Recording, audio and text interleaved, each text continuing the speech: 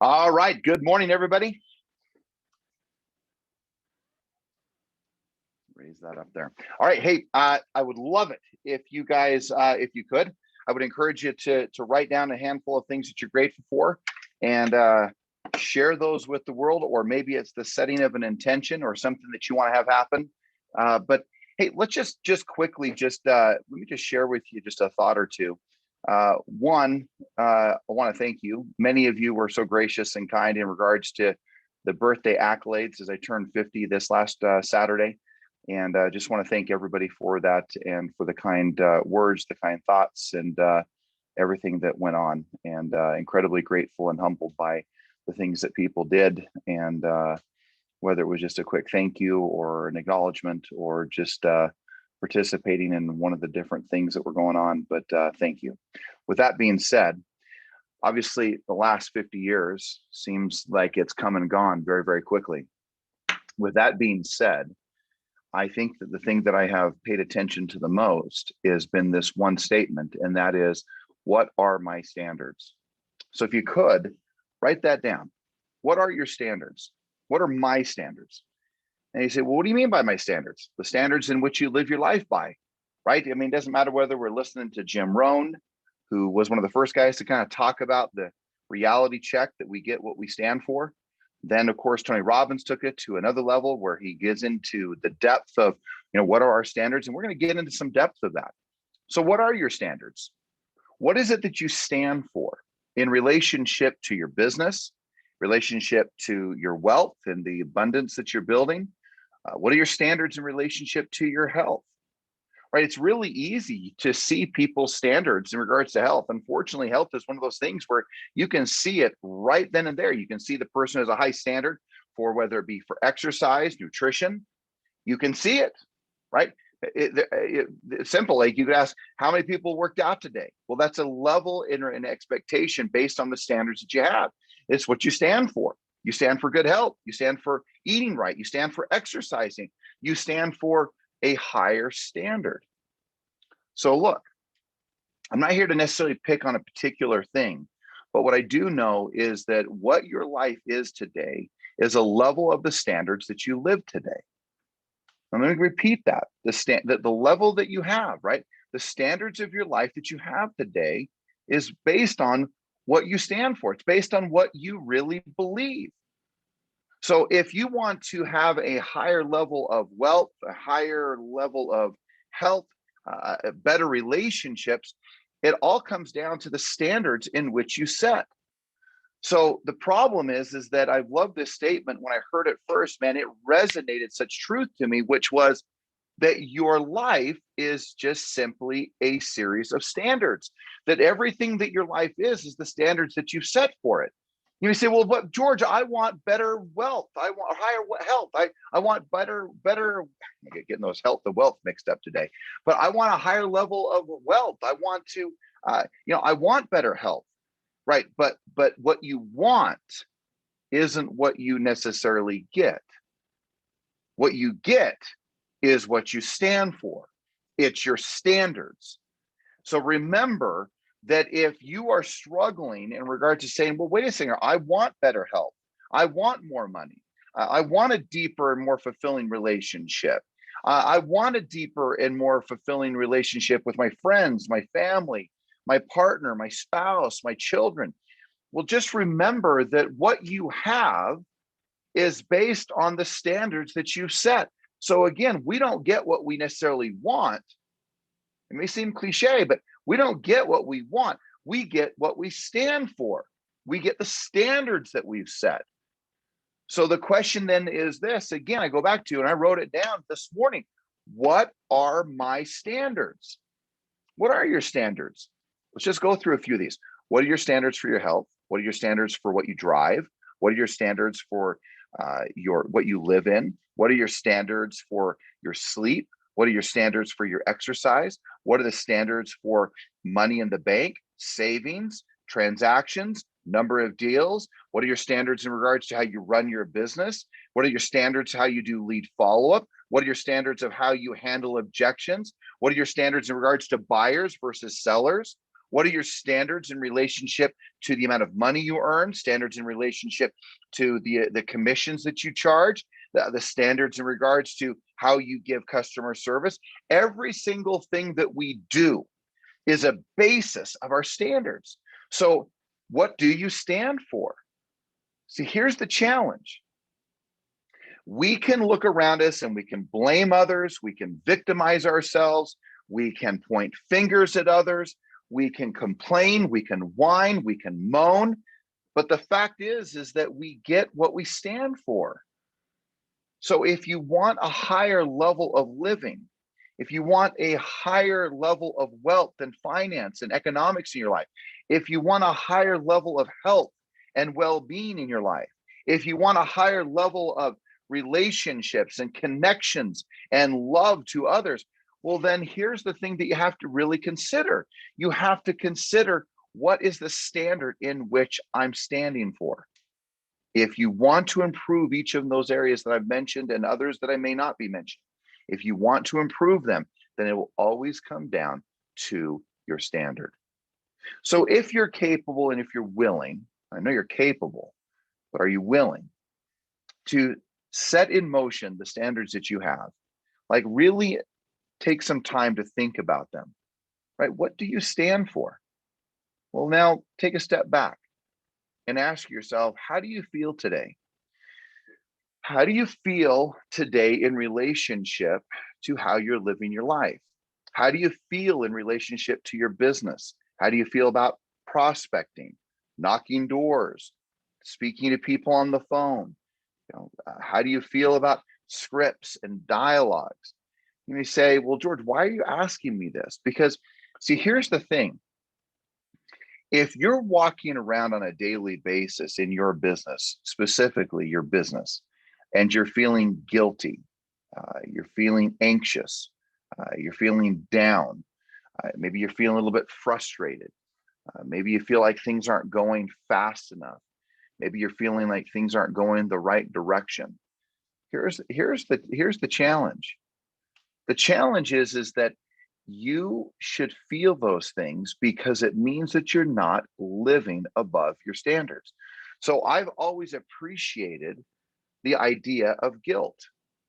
And people say, well, I don't like feeling guilty. I don't either. I don't like feeling guilty.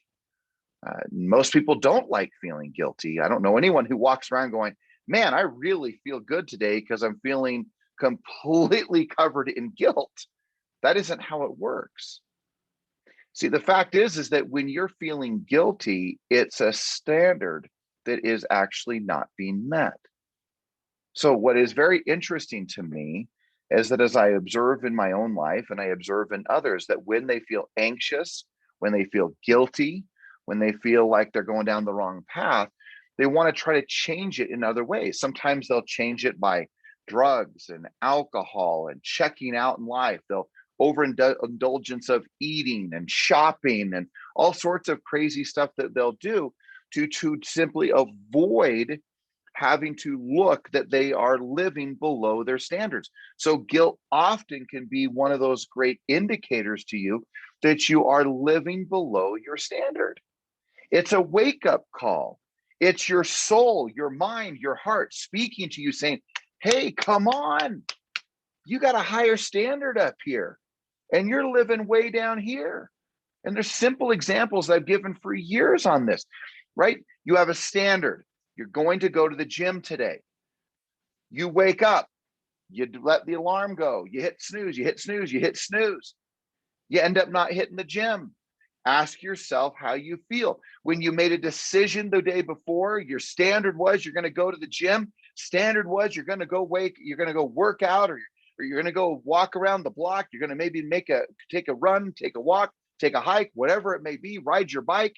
You have a standard that you're going to do that, and you sleep in. Ask yourself, how do you feel that day? Well, the answer is I can promise you probably don't feel that good. And you might try to do all these things to try to avoid it. You might try to, talk yourself into the fact that you needed more sleep. You might, tell yourself a better story so you don't have to feel guilty. But in the end all, you're feeling guilty because you're living below your standard. Another great example is you have a standard that today you're going to set a certain number of appointments, or you're going to talk to a certain number of people, or you're going to knock on a certain number of doors. And you're committed, man. This morning, it's going to happen this morning. It's going to be the day you're doing it. And what ends up happening? You end up not doing it. So you feel guilty. When? Tonight. So maybe you watch too much TV, trying to forget your woes. Maybe you have too many drinks. Maybe you try to forget why you're feeling guilty. And that cycle of going from guilt to numbing ourselves out to creating chaos so we forget what we're supposed to be doing. That cycle is just simply called humanity. It's not a criticism. It's not a put down. If you're doing it, it's because it's normal. But what's abnormal, what is not normal, is to be aware of what your standards are and living above them. So how do you feel when you wake up this morning, as an example? Let's just say it's this morning. You have a standard that you want to prospect. You want to speak to a certain number of people. You want to knock a certain number of doors. Well, how do you feel if today you ended up doing that? You talked to the 30 people today. You knocked the 50 doors today. Maybe you wanted to practice. Maybe it was to rehearse some scripts and some dialogues.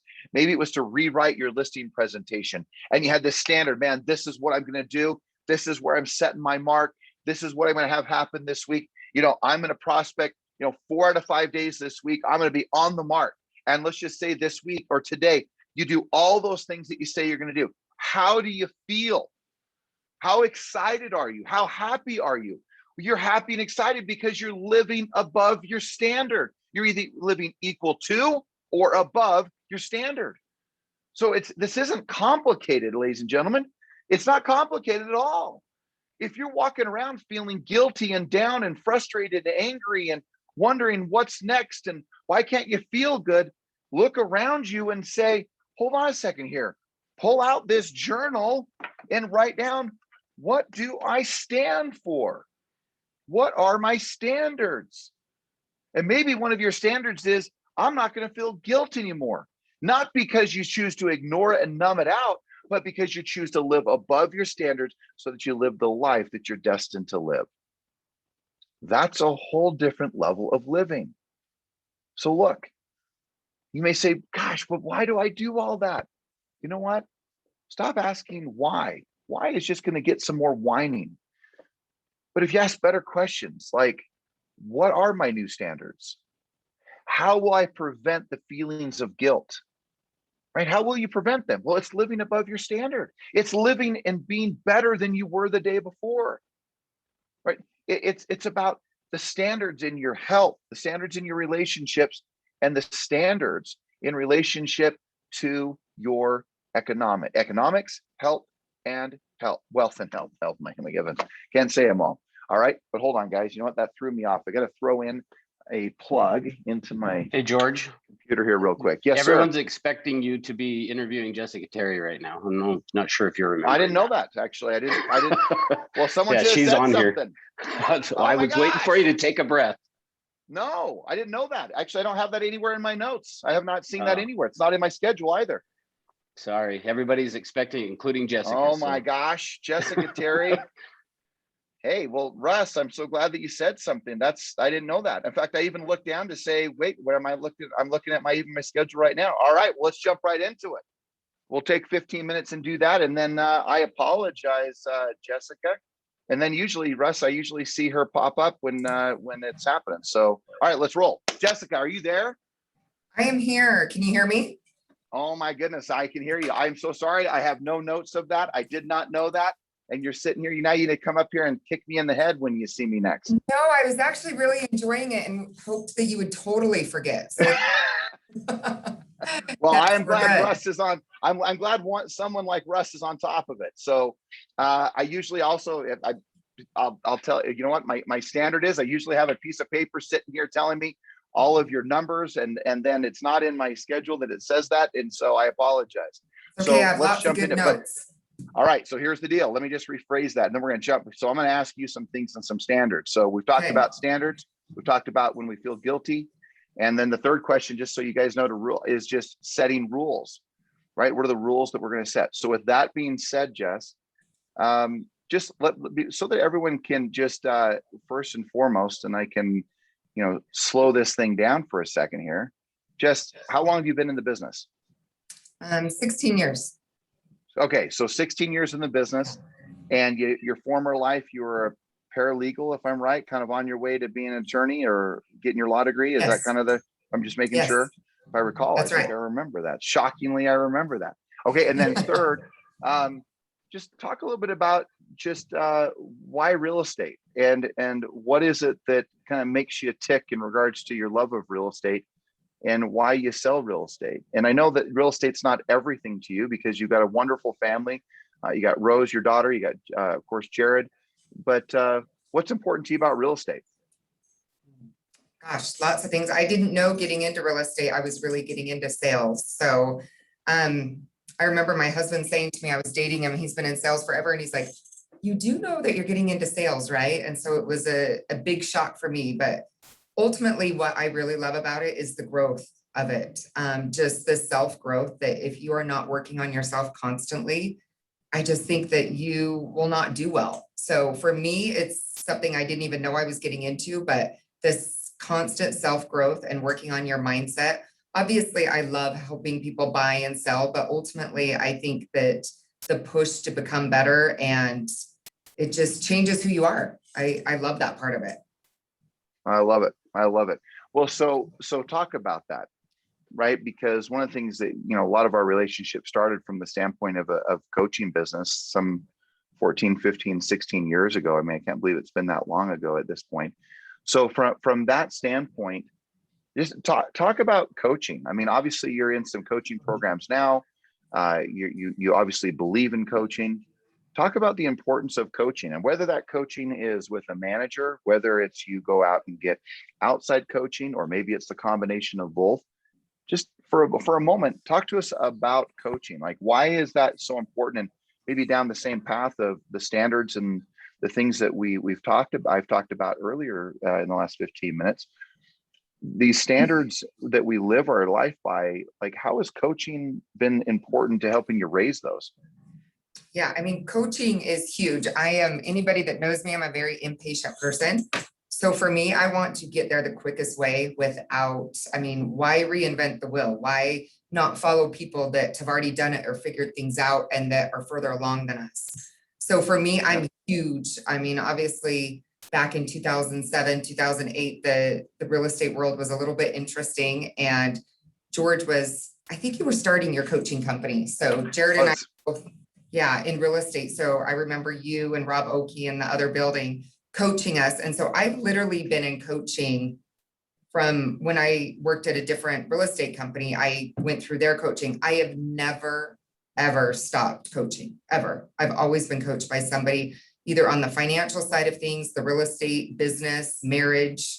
I am a huge help. I mean, at least 2-3 times a year, I'm with a different health coach, just because I think that they know more than I do. So I think coaching is huge, not just in business, but in every aspect of your life. So I find it really interesting also, though, that you were doing coaching. I mean, look, in fairness, I mean, you're on track for, oodles of money in regards to commissions coming in. I mean, I've watched you go from when, this is the thing I find interesting, is that you committed yourself to this path of coaching and doing these things when you were certainly making less than $100,000 a year. And this is an expensive business when you're making 100,000, when you include all the expenses within the business, along with adding coaching into the equation. What I find interesting is now, of course, seeing where you are now, where you're making, $700,000-800,000+ a year, and just about to hit at some point here soon, I'm sure, into the $1 million plus market or plus income. What I find so interesting is that in some of your most darkest hours, most challenging moments, maybe when you were making the least amount of money, was still this relentless commitment to being coached and letting others maybe either help you or see things that you may not see, blind spots, and helping you get to that next level. So, I mean, my hats are off to you from the standpoint of how you've pursued your business in recognizing, to your point, your impatience, but also your great wisdom in relationship to what you're doing. So it's really cool to see, by the way. Well, thank you. Thank you. Obviously, you've guided me a lot through that process, but you guys, I cannot tell you with coaching. I mean, I know there's probably people out there that are doing amazing that don't have a coach, but I can tell you that majority of the people that are doing really, really well have been mentored or coached by somebody. I just Yeah. find it hard Well, to. and in fairness, if they're not though, Jess, in fairness, if they're not being coached and they're doing really well, the first question out of my mouth would be, well, gosh, can you imagine what you could be doing if you were Oh my being gosh. coached? And it's just it's a critical component to having someone and surrounding ourselves. And you mentioned it, by the way. You said marriage, like marriage to business, to health. I mean, all of these three core factors, these three key areas of our lives, are so paramount to our long-term success. So let me ask you this: today, in today's marketplace, how are you going out and getting the listings that you're getting? So the hot topics, right, are how do I get a buyer accepted, which I want to discuss. And then the second component is how do you go out and take a listing or get more listings in today's market? So what counsel would you give to this group and to us in regards to, okay, this is what I would recommend to go out and take more listings? What would you suggest? So a few things, but I mean, I think we all know, I think you just ultimately at the end of the day have to do whatever it takes and continue to keep prospecting, because I think we all work our business very different. I'm really, really heavy on the referral based, and I've been working on that for a long time. So I'm big at anybody on this call. For sell by owners, expireds, just listed, just sold, all of those are great. At the same time, I am big on calling those who you know. I mean, you guys have, even if you have not been doing it for the last several years, even if you're new in the business, you guys start working those people who already like you and trust you.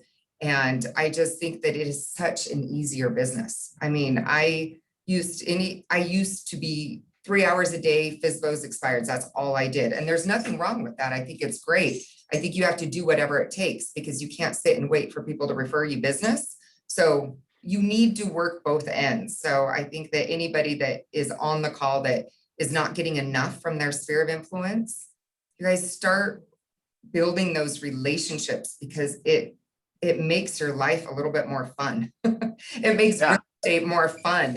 It does. They respect you. They don't fight you on everything. Right, exactly. I mean, again, as you certainly, by all means, over these many years, you've certainly called, knocked for sell owners, Yes. expired listings, just listed, just sold. And it's not that there is not great money in there, but here's a good example. I was just talking last week or 2 weeks ago to Brian Burnett, and we were talking about this, and he said, look, he goes, yes, I certainly go through the motions right now of calling expired, calling a for sale by owner, but even he himself said, hey, these are really difficult calls today. He said the majority of my business, where he's already this year cleared over $1 million, he said, the majority of it has been with people that I know. It's either been people I know, referrals and whatnot. And I was thinking about you, Jess, when I remember before Sam Bell came on, and I think what is so cool is that you created this relationship with Sam Bell. You created this relationship in regards to him referring you business. And I remember I was thinking to myself, my goodness gracious, Sam Bell's dad is a realtor, even though he's been winding things down a little bit, even him winding down, though he's, still doing a ton of business. But I think it's so incredible as to when Sam's dad was out on an LDS mission, and when also his dad was winding things down a little bit, is that you became his go-to for referrals. And I thought, how is it that Sam goes into all these different real estate offices across the state of Utah? He's, speaking at the UAR conventions, and you create a relationship with him, a friendship with him, and all of a sudden he's referring you business. And I thought, man, how simple it seems to be, but so often we don't slow down enough to say, okay, wait, how do we create those relationships? There's also something else you've said, and I want you to expand on it. One of the things that I've always appreciated that you said is, I'm going to look for recurring business. And obviously our sphere of influence is recurring business that will happen not just once, like a for sale by owner, maybe once, one and done, but business that happens over and over again. Talk a little bit about that, like business that happens over and over again. Yeah, I mean, my big focus is referrals. Last year I was 97% referral based. So that is for sure my focus. So finding those, I call them whales, or your top 25, top 50 people, but your whales, who are those people out there in your life that, you know, for example, like a CPA, or even let's say a stay-at-home mom that you like and enjoy hanging out with, that talks to everybody in the neighborhood. I think just building those relationships with people who are influential, that like you, that are going to refer business to you. I just think with a for sale by owner or expired, or even just a buyer or seller, it doesn't really matter where they came from. If you take great care of them and you are trying to get current client referrals, so basically when you are under contract, so if you have whatever the number is under contract, whether it's 1 or 20 contracts under, right now you probably have more than one buyer that you're working with that you are not able to get under contract. I guess my question to you is, how often are you asking them for business? How often are you asking even the people that you are taking care of right now for business and trying to get those current client referrals? Because if we're not getting referrals from the people that we're working with, I mean, those people can repeat and send tons of people to you, regardless if they are an attorney or a CPA, or just if you take great care of them. So if you can find, let's say 10 people in your world that will refer 5 people to you, I mean, that's big on top of what you're already doing. So find those people that will refer to you over and over and over, whoever they are. I love that. So good. So good. And that, you know, it's those questions that I consistently ask and I have for many years, that is your business getting easier or harder as you go along? And I mean, Jess, is your business easier or harder as you continue to grow your business? You guys, my business is so much easier. I mean, right. That's my whole point. Second, Yeah. are your sales prices going up or are they going down? Not just because of market, Yeah. but if you're really working your sphere, what you begin to find is, I presume, and you can answer this, have your sales prices over these last several years, let's even say the last 3 to 5 years, have they consistently gone up? Absolutely. If you're referral based, your average sales price will increase. It just will. Yeah. And then in any social setting, are people still asking you, so what are you doing nowadays, Jess? That means I do if not they're get that asking question you very that, often. if they're asking you that, that means you're really screwing up this sphere thing. Not how's the market doing, but really saying, hey, I'm not even sure, are you still in real estate? It means obviously you're being a secret agent. But man, those are 3 great questions I've asked for many years. Is your sales price going up? Is your business getting easier? And are people asking still, hey, what are you up to? Boy, if you're getting asked those questions in the way opposite of what it should be, then there's a problem in the way in which you're approaching your business. The other thing that's really, really powerful, Jess, is that in building your business in this formula, it allows you the ability to not be as afraid of all the aggregators, such as the Zillows, or, you know, whether it be the realtor.coms or any of the people that are trying to capture your business from an online standpoint.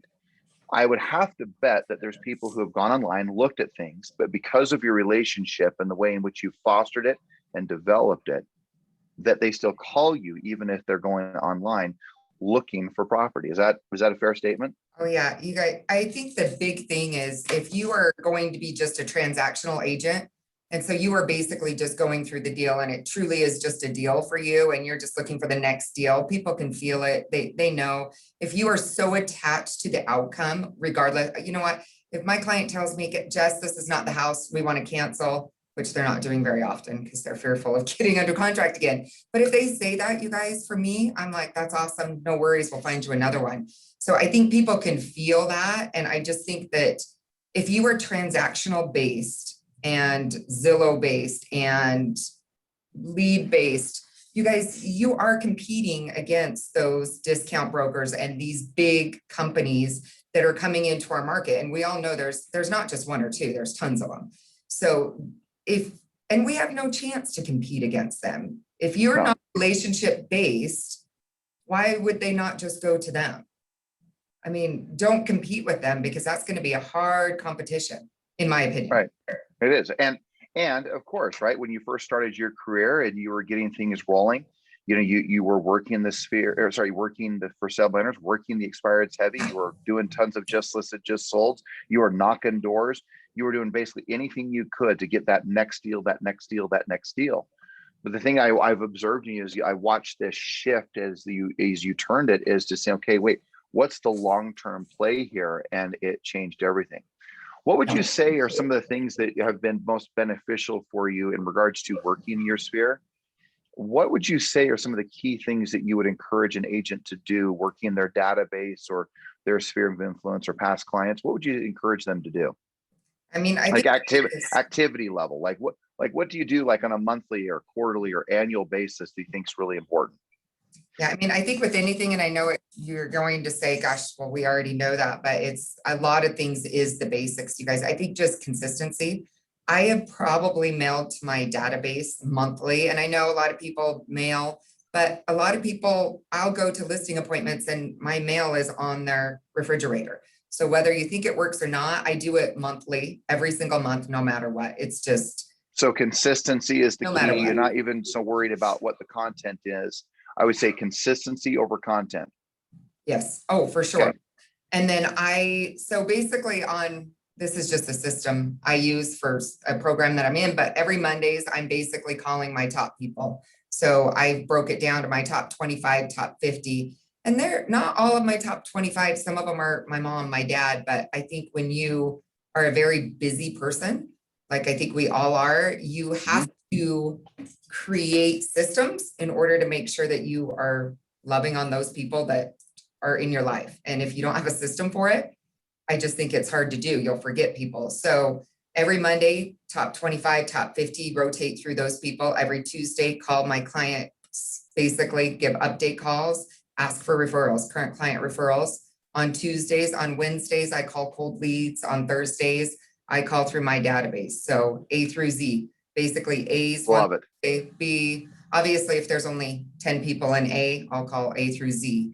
I mean, A through C. So basically just make sure you're making those outbound calls. And then Friday, trying to build new relationships with business people. So when you say business people, meaning recurring business, it could be from a local type of network or a mastermind type of group, a network group. It could be from that to getting in contact with HR people to recurring business from different businesses.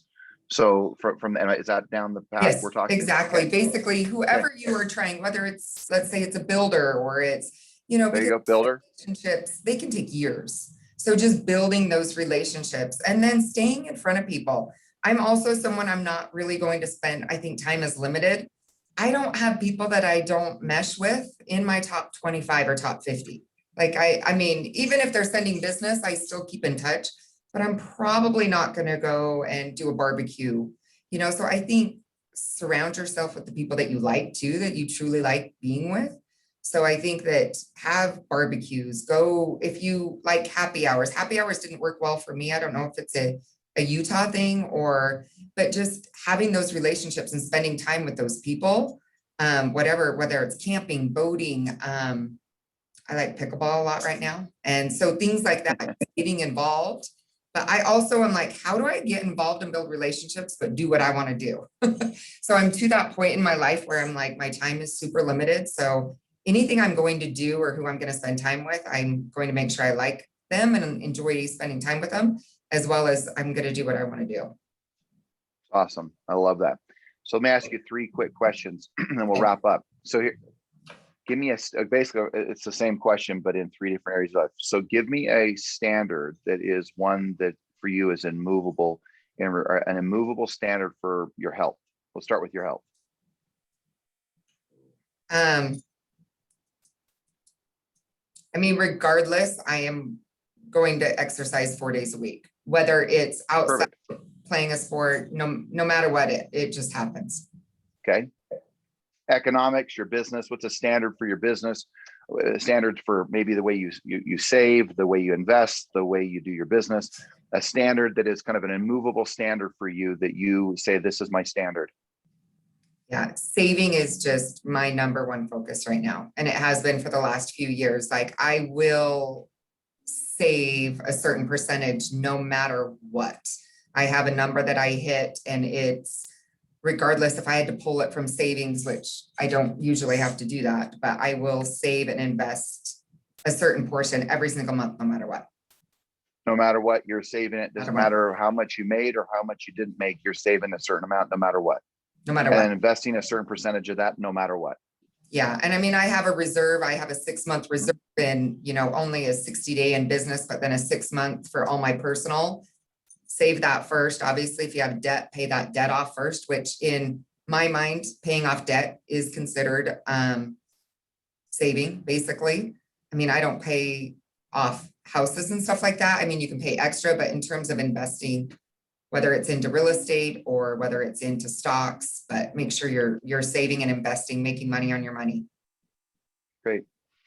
And look, I mean, what you're really saying here is that you're not walking around in constant panic. And last time I interviewed, we talked about the fact where, 07, 8, 9. I mean, we all felt those moments of panic, right? So much of it, you've created a standard where I will never go below that standard, so that I never have to experience that again. Whether it be, having a certain LTV on particular investments, whether it's stocks, whether it's money in the bank, whether it's paying things off. There's this standard that you have, so you never have to be there again, right? Yes, never. I'm big on reserves for sure, but then not being too fearful of. No, I get it. So much reserve that I can't invest money. So there's that fine line. But so in fairness, just like I talked about, in fairness, you raised your standard. Absolutely, yeah. Total different. You have a total different standard in 2000 or 2021 than you did in 2008. Yes, agreed, for sure. Right, which is exactly. And then just give me a standard an absolute standard in regards to the relationships in your life, whether that be something with Jared, yourself, Rose, give me a standard for, the relationship portion of your life. So for sure, do date night with Rosie 3 times a month and date night with Jared 3 times a month as well. Those are just big things that we make sure that we do no matter what. I try to do it weekly, but I'll always say 3 times if there's a night that we don't do it. So 3 times a month, date night, no matter what. I love it. It's cool. And here's the thing, as long as you hit 3, you feel great, right? If you're doing that with Rose. If you stop doing those one-on-one moments with Rose, then you feel guilty, I presume, right? Oh, for sure. And I mean, there's so much other time we spend together. It's not just I get it. But those are but that's minimums. My point is that you have a standard, right? And if you hit it, you feel great. If you don't, you're like, oh my gosh, I got to get back on my standard. Or what we often feel people will do is they'll somehow discount the standard, talk down to the standard. I mean, the thing is where you're living this extraordinary life, Justin, what I love watching is the fact that you have raised the standards in your life at such an extraordinary level. And so what I would love is just, I can't wait to interview you again to say, okay, what's the next new standard that you're going to hit or make and then hit? Because the fact is that you continue to keep raising your standard, which is such an extraordinary sign of great leadership, not only with yourself internally and personally, but of course, those you lead in business, and of course, those that you in your participation and your leadership within your own family unit. So awesome. So great. Jess, any last thoughts or comments that you would like to share? Or any final words of wisdom to this motley crew? No, I would just say if any of you are struggling, I know a lot of people are just doing awesome right now, which is great, but I just think that there's always another level, and just always know there's so much more we can all learn. I feel like I'm just honestly a baby in this business. There's so much growth, which is what's so cool about this business. Yeah, well, and it's as I always say, some people think they've arrived, and it's like, boy, the moment you think you've arrived is the moment you stop growing, and that's a scary place to be. So I love the attitude, and I love the approach. So, yes, all right, save lots of money. Thank you so much. Again, I apologize for us not even getting more time with you, but just know how much I appreciate you and care for you. And you're such a positive influence in my life, and of course, this organization. And Everest is lucky to have you. Well, thank you so much. Obviously, I've been coached by you forever, and I appreciate everything, your leadership, and you're awesome. So I appreciate it so much. Wow. Thank you. Thank you. Well, we're raising our standards together. We're going to the next level, right, Jess? Yes, for sure. All right, cool. All right, guys, let's end with some affirmations and